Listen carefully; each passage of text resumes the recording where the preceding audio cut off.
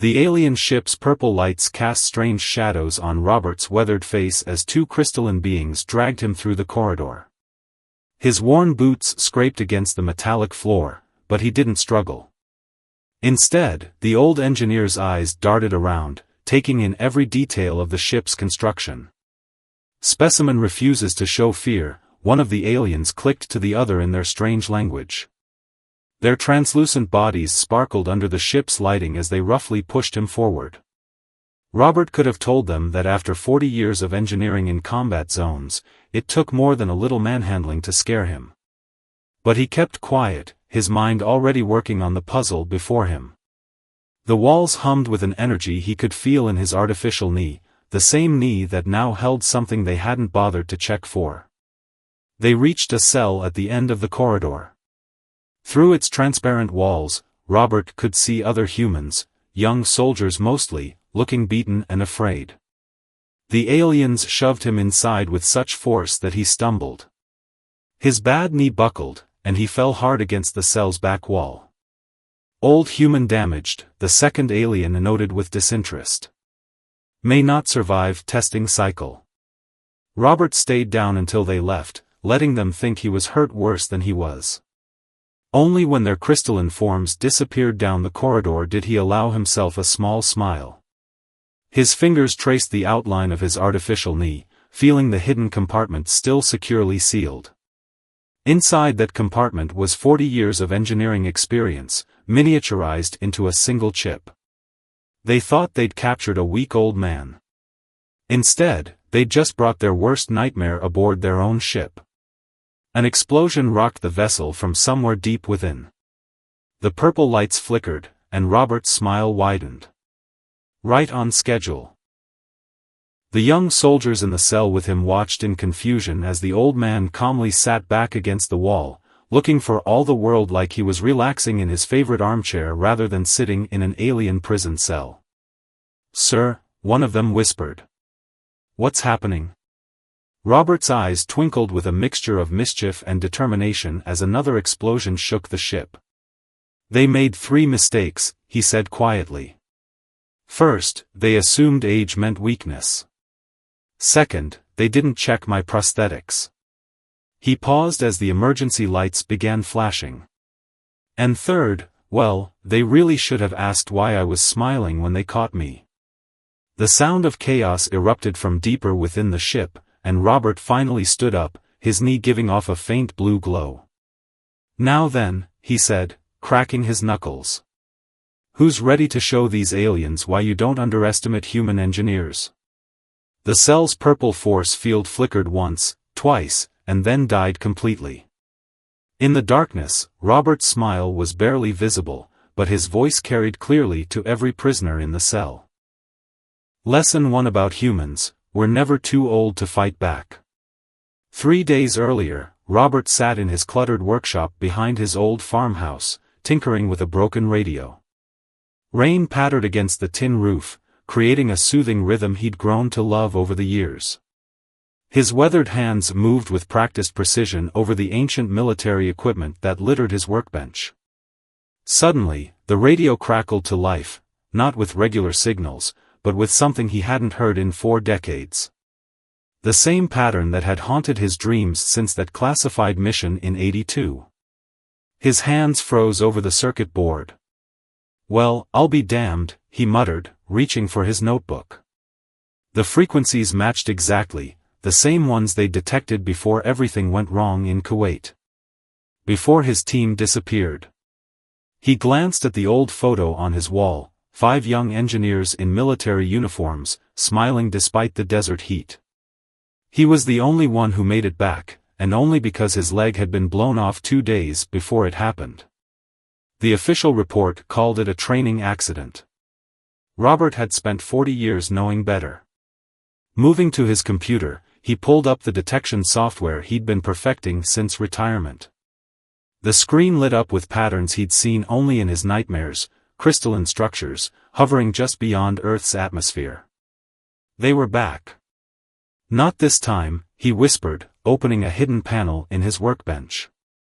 Inside lay the culmination of 40 years' work, a neural interface chip, designed to communicate with their technology. He'd rebuilt it from memory, piece by piece, using the fragments he'd studied before the military shut down his investigation. Robert worked through the night, carefully installing the chip into his prosthetic knee. His old fingers ached, but he didn't stop. The aliens were following the same pattern as before. They'd start with isolated abductions, testing Earth's defenses. They'd already taken 3 people from neighboring farms. By morning, he'd finished. The chip was installed, its presence undetectable unless you knew exactly what to look for. He took one last look around his workshop, memorizing every detail. The old radio manuals, the half-finished projects, the photo of his long-gone team. "Your turn to watch my back, boys," he said to the photo as he powered up the tracking beacon, just strong enough to attract their attention. Then he sat in his favorite chair, drew up the Sunday crossword puzzle, and waited. They came that evening, just as the sun was setting. Their crystalline forms distorted the golden light, creating rainbows on his workshop walls. Robert didn't resist when they grabbed him. He didn't struggle when they searched him for weapons. And most importantly, he didn't let them see that he noticed how their ship's energy field made his knee tingle, exactly as he'd predicted it would. As they dragged him away, he caught one last glimpse of his workshop through the alien ship's viewport. 40 years of preparation hidden in those walls, and now it was finally time to use it. They thought they were taking a prisoner. Instead, they were bringing aboard the one man who knew how to destroy them from within. The last thing he saw before they entered the ship was his old team photo, barely visible through the workshop window. He smiled, remembering what their captain used to say, "The best engineer isn't the one with the biggest toolbox, it's the one who can turn the enemy's weapons against them." Robert intended to prove just how right the captain had been. The alien cell hummed with the same energy that made Robert's knee tingle. He sat quietly in the corner, watching the other prisoners through half-closed eyes. The young soldiers paced nervously, whispering among themselves about rescue attempts and military responses. But Robert's attention was fixed on the cell's walls. "Like looking at purple glass, isn't it?" he said softly to the woman sitting nearest to him. She jumped at his voice, the first words he'd spoken in hours. Her uniform identified her as Air Force, though her insignia had been torn off. "Staff Sergeant Thompson," she whispered back. "And yes, it does look like glass. But it burns if you touch it." Robert nodded, noting the blisters on some of the other prisoners' hands. "Crystalline technology. They're not just using it, they're made of it." He shifted, letting his knee rest against the cell floor. The hidden chip warmed slightly, beginning its work. "How do you know about them?" Thompson asked, moving closer. The other prisoners gradually stopped pacing, drawn to their conversation. Robert pulled a small piece of metal from his boot, something so common the aliens hadn't bothered to take it. "Because 40 years ago, I was part of a team that found one of their scout ships." His fingers worked the metal as he talked, bending it into a specific shape. "We almost had it figured out, too." Almost. The cell's purple glow flickered slightly. None of the other prisoners seemed to notice, but Robert smiled. The chip was working faster than he'd hoped. "The thing about crystalline technology," he continued, his voice drawing the prisoners closer, "is that it works on resonance. Everything has a natural frequency, something that makes it vibrate. Like running your finger around a wine glass." He held up the now bent piece of metal. "Or like using a tuning fork." Thompson's eyes widened as understanding dawned. "You mean?" "Their whole ship is one big crystal," Robert said, pressing the metal against the floor. "And crystals can shatter, if you hit the right note." Hours passed as Robert taught them what to look for, how to spot the weak points in the crystal structures. He showed them how to identify power conduits by the way they pulsed, how to read the aliens' movements by the way light refracted through their bodies. "But why are you telling us all this?" a young Marine asked. Robert's knee grew warmer as the chip continued its work. Because when things start happening, I need you all ready to move. Those explosions earlier? Just the beginning. My chip is mapping their systems, finding the resonance points. But when it hits them? When what hits them? Thompson asked. Robert pulled another piece of metal from his sock. When we hit every crystal in this ship with its breaking frequency at once, it's going to get chaotic. And I need all of you ready to fight your way out. The prisoners gathered closer as Robert began showing them how to turn simple pieces of metal into weapons against crystalline beings. With each passing hour, his knee grew warmer, and the cell's purple glow flickered more frequently. "Sir," Thompson said quietly as the others practiced. "How long did it take you to plan this?" Robert thought of his workshop, of 40 years spent studying and preparing. Of his lost team and the promise he'd made them. Long enough to get it right, Staff Sergeant. Long enough to make sure that this time, everyone comes home. The ship's lights flickered again, longer this time. Robert felt the chip completing its mapping sequence. Soon, very soon, these aliens would learn why taking human prisoners, especially old engineers with nothing left to lose, was a terrible mistake. Robert pressed his palm against the cell wall, feeling the vibrations change. The young soldiers watched intently as he closed his eyes, interpreting the shifts in frequency. His knee chip was feeding him information, translating the crystal's harmonics into something he could understand. "They're not here for invasion," he said quietly, opening his eyes. "This is a harvest ship." Thompson moved closer, keeping her voice low. "Harvest? What are they harvesting?" "Ideas." Robert tapped his temple. "Human creativity. Innovation. They've been watching us for decades, trying to understand how we keep advancing so quickly." He let out a bitter laugh. "That's what happened to my team in '82. They weren't killed, they were taken for study." The ship trembled slightly, and Robert's smile grew. Through his chip, he could see the aliens rushing through corridors, trying to trace the source of the destabilizing harmonics. They didn't realize it was coming from inside their own systems. "Look here," he said, gesturing to the wall. "See how the crystal structure changes pattern every few seconds? That's their version of computer code. They store information in crystalline matrices." He pointed to a particular pattern. "That one there? It's about the Wright brothers. They're fascinated by how we went from basic flight to space travel in less than 70 years. A young Army private frowned. "But why take prisoners? Why not just watch us?" "Because they don't understand human ingenuity. They evolve through slow, crystalline growth. The idea that we can look at a problem and just..." Robert snapped his fingers, "come up with a solution? It terrifies them." As if to emphasize his point, another explosion rocked the ship.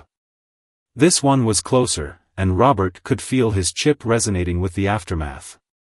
The aliens were losing control of their own systems.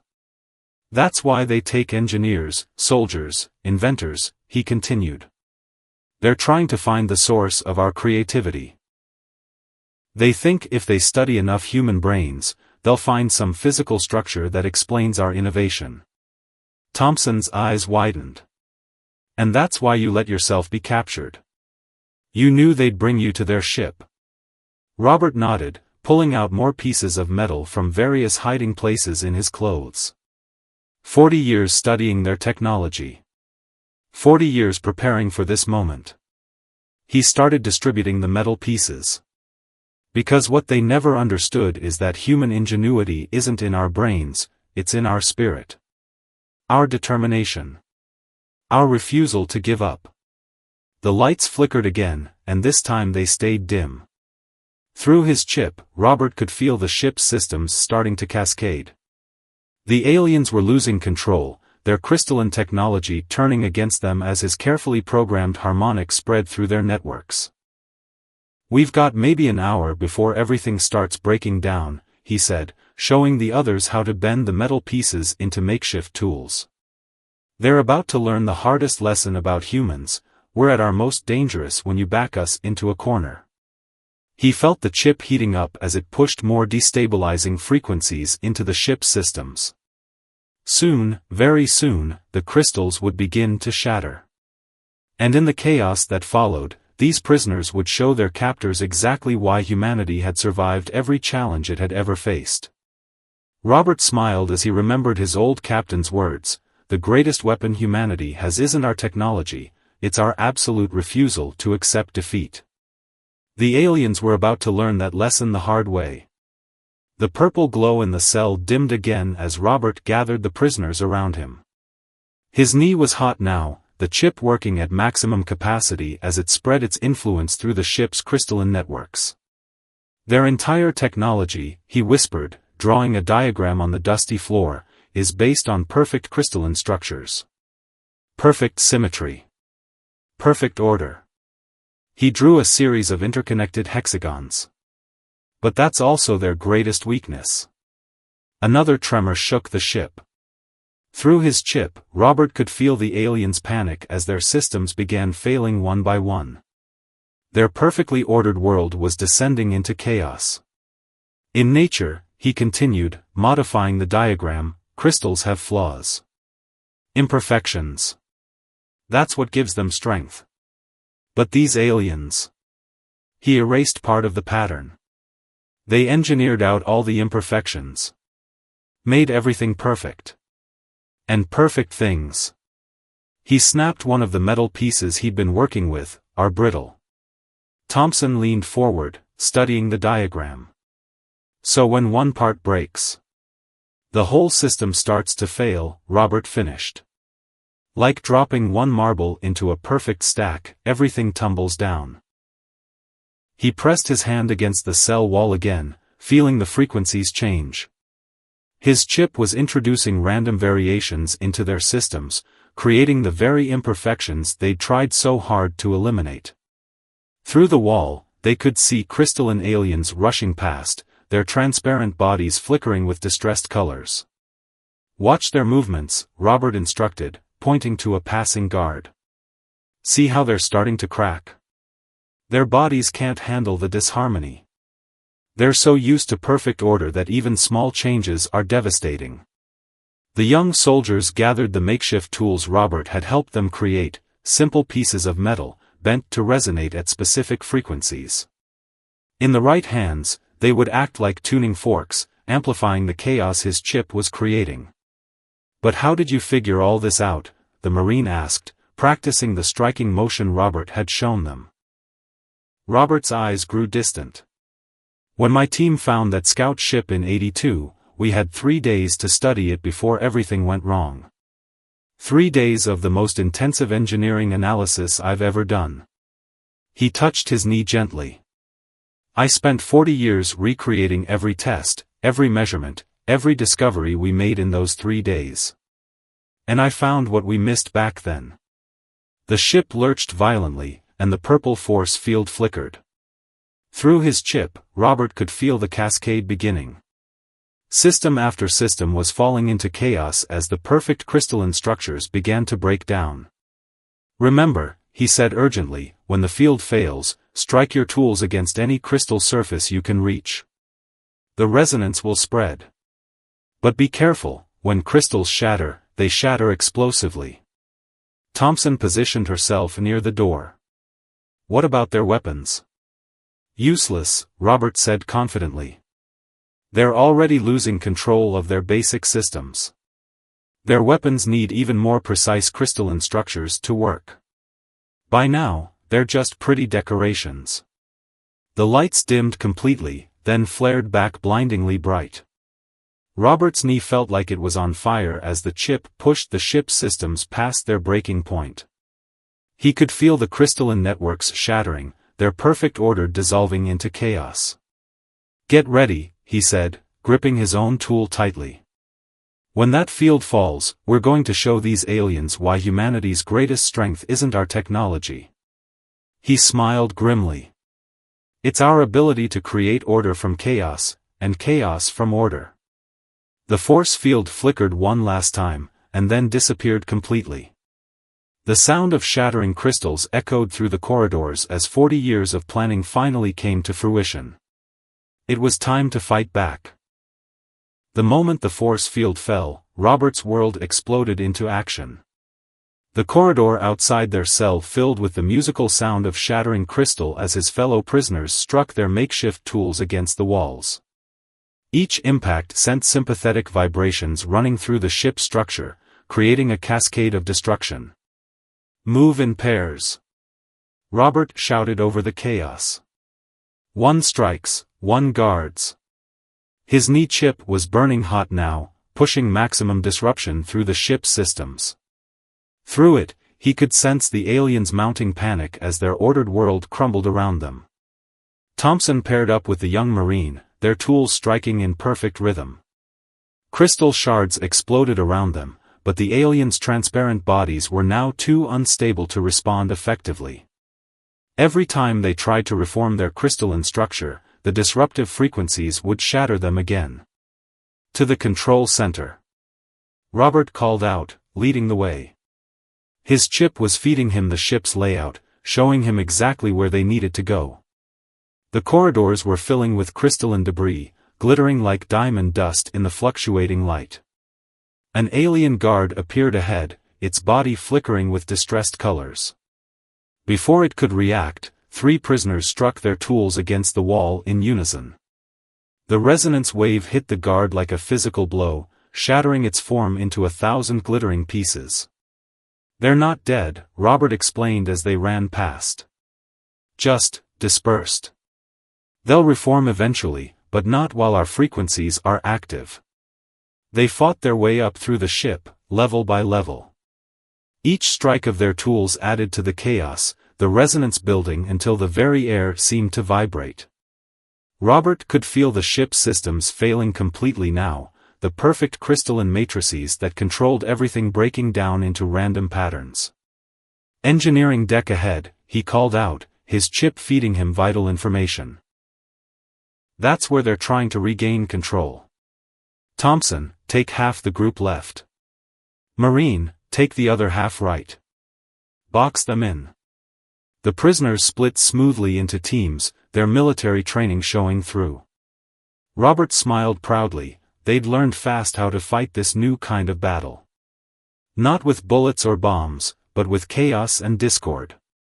Through the transparent walls, they could see the alien engineers frantically trying to stabilize their systems. Their crystalline bodies were showing signs of stress, small cracks appearing and disappearing as they struggled to maintain cohesion. "Now!" Robert shouted, and all 23 prisoners struck their tools simultaneously. The effect was devastating. The engineering deck exploded into a shower of crystal shards as the resonance wave hit.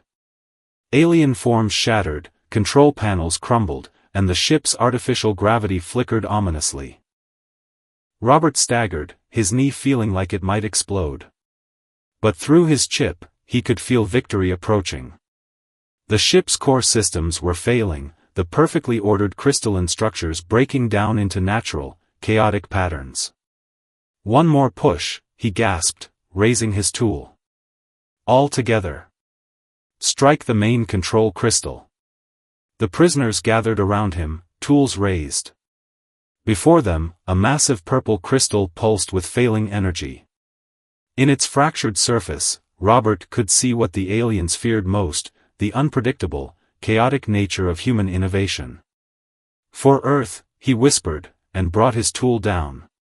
23 makeshift tuning forks struck as one, and the perfect order of alien technology shattered in the face of human determination.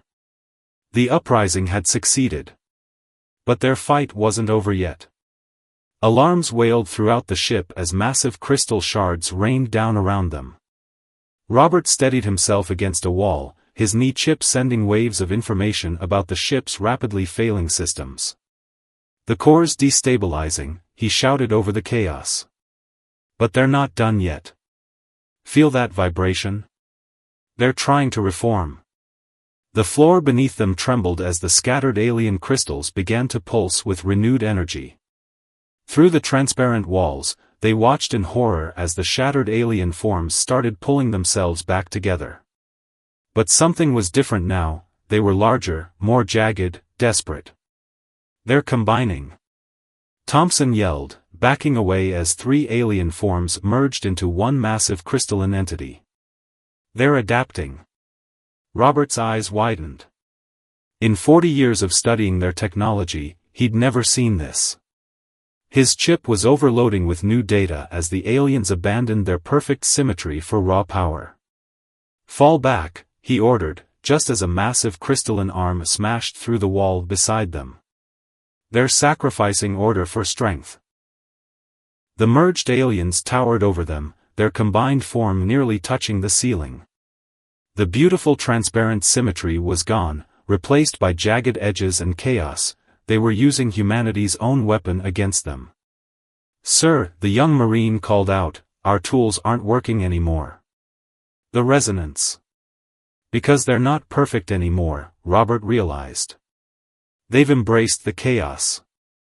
His knee was burning now, the chip struggling to analyze the new patterns. The crystalline monster advanced, forcing the prisoners to retreat. More merged aliens were forming behind it, learning from their weakness, adapting to survive. Then Robert started laughing. Everyone, aliens and humans alike, froze at the sound. "Don't you see?" he called out to the crystalline beings. "You've just proved my point.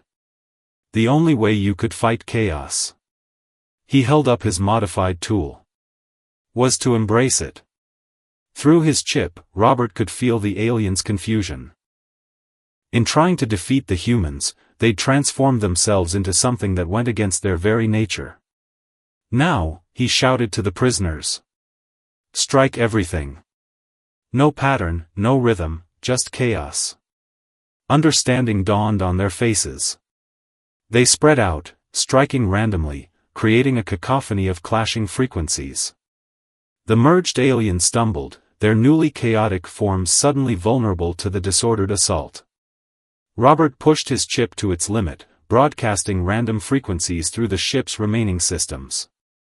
The massive crystalline forms began to crack, their hurried merging making them even more brittle than their original perfect structures. "Keep going," he encouraged, even as his knee felt like it might explode. "Show them what humanity does best, turning defeat into victory."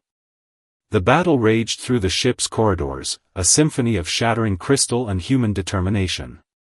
Every time the aliens adapted, the prisoners changed their tactics, striking in new patterns, creating new chaos.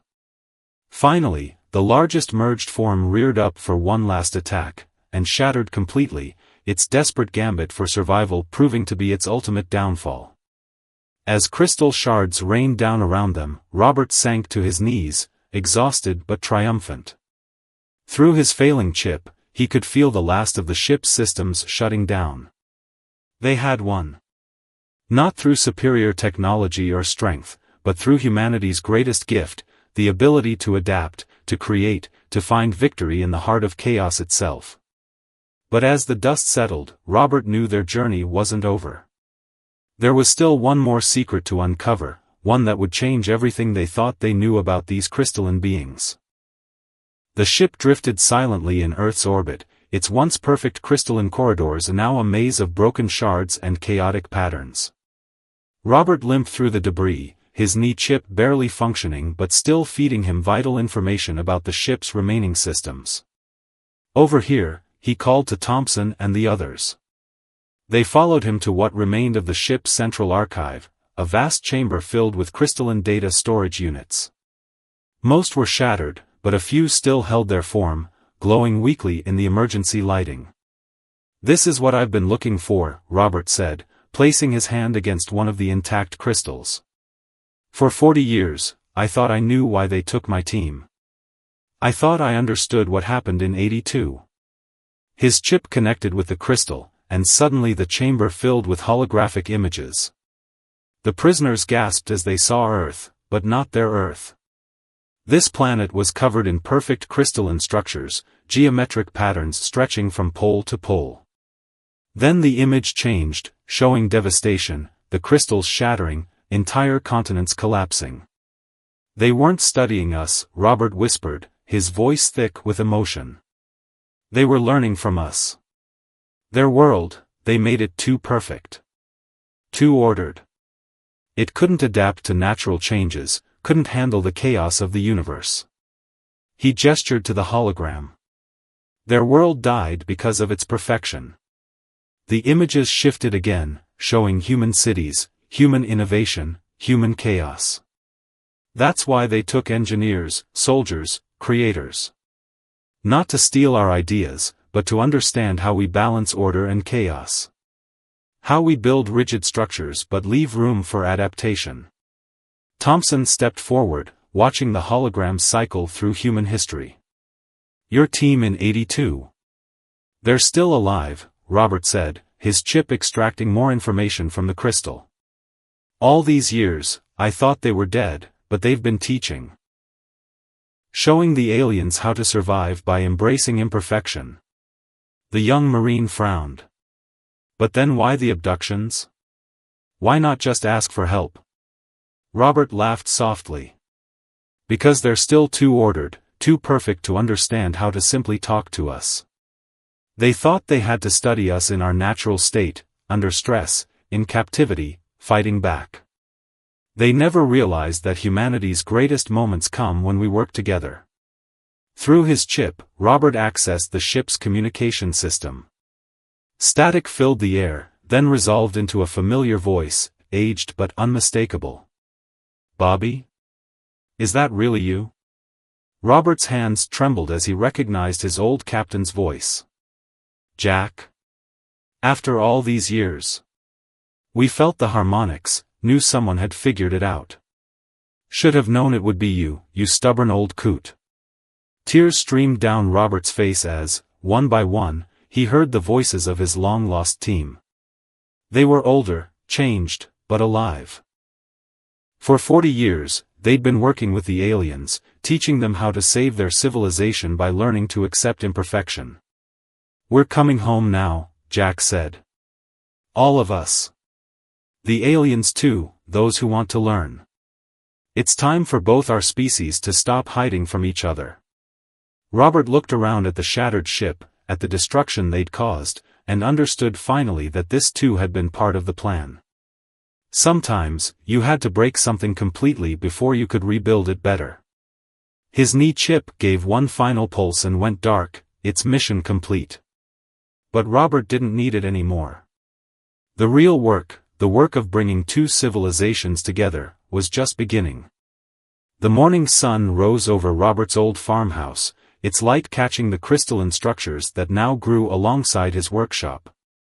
6 months had passed since that fateful battle aboard the alien ship, and Earth had changed in ways no one could have predicted.